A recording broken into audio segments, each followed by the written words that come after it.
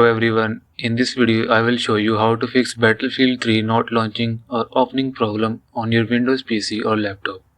So to fix this issue, follow every step as I am showing in this video, and don't forget to subscribe this channel and press the bell icon for the latest upcoming videos. Hope so this will fix your problem.